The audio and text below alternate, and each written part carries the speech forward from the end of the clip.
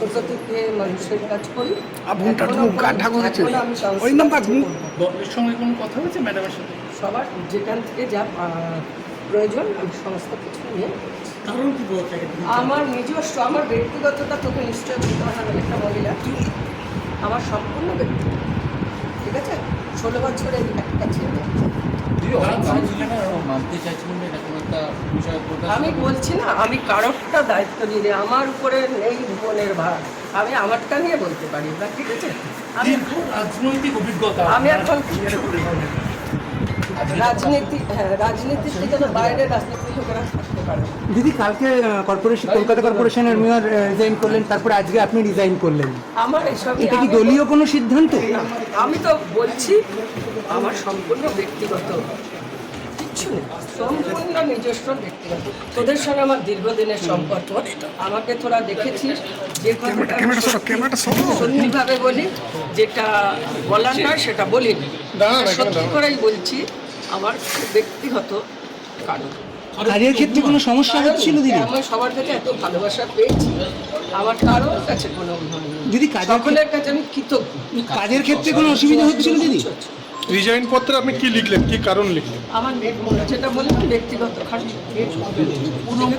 পুরমন্ত্রীকে আপনি সিসি করেছেন, পুরমন্ত্রী বা যা যা নিয়ম সেটাই করেছি, নিয়ম মেনে আমি কাজ করেছি। ফোন করেছেন? অনেকেই ফোন করছে, আমার ফোনে ভরে যাচ্ছে মানুষের ফোন, মানুষের কৌতূহল।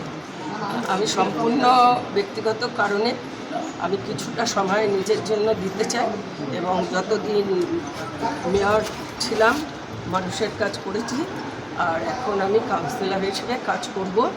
আর বিধাননগরবাসীর কাছে আমি অনেক পেয়েছি, চিরকৃতজ্ঞ। রাজনীতির জন্য কোনো বার্তা দেবেন? আমার সময়টা খুব সিগনিফিকেন্ট। ববি আপনারা এটা ভাবতে পারেন, কারোর সঙ্গে আমার কোনো কোনো ব্যক্তিগত কোনো আলোচনা বা কিছু নেই, আমি আমার নিজস্ব সিদ্ধান্ত। আপনাকে কি কেউ চাপ দিয়েছিল? কেউ কেন চাপ দেবো? আমি চাপ পাওয়ার মেয়ে কিচ্ছু না। দেখুন, ডিফাং হয়ে গেছে, কেন বসে থাকার কোনো মানে নাই, তাই না? কেউ আসছে না, কেউ কোথাও নেই। তাছাড়া আমার ভাল লাগছে না, এইভাবে আমি কাজের লোক, আমি কাজ খুঁজি, সেটাই আমি সম্পূর্ণ ব্যক্তিগত কারণে আমি মেয়র থেকে নিজেকে সরিয়ে রাখতে চাই। মানে কাজ করতে পারছিলেন না? না, আমি কাজ করতে পারছিলাম, তাই বলবো না। কাউন্সিলররা আসছে না, কেউ কাছে মাথা নত করে না, কেউ কেন হুমকি দেবে? কেন আমি কি চোর নামে ডাকাত, আমাকে হুমকি দেবে? আপনি মমতা ব্যানার্জিকে জানিয়েছেন? দিদি গাড়ি এদিকে, দিদি গাড়ি,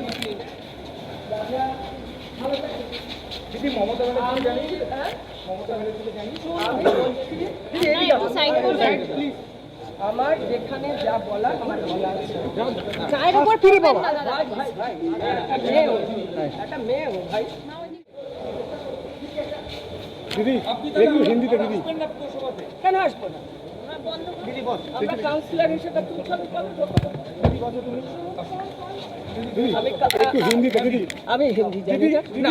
ইস্তফা দিয়ে আপনি কাজটা করতে পারছিলেন না দিদি? কোনো নেই, না, ডিফান্ড না, হয়ে গেছিল সব কিছু বলছে। না, না, আসছে না। কাউন্সিলররা বসে থাকছি, অফিসারদেরও ব্যস্ততা, স্বাভাবিক কারণে, অন্য কিছু নয়।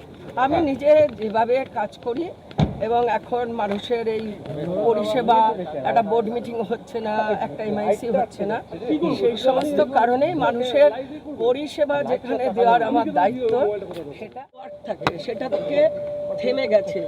মানুষের কাছে আমি প্রতিশ্রুতিবদ্ধ ছিলাম, তাদের পরিষেবা ধন্যবাদ।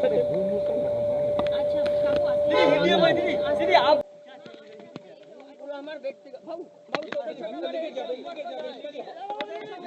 সম্পর্ক নয়।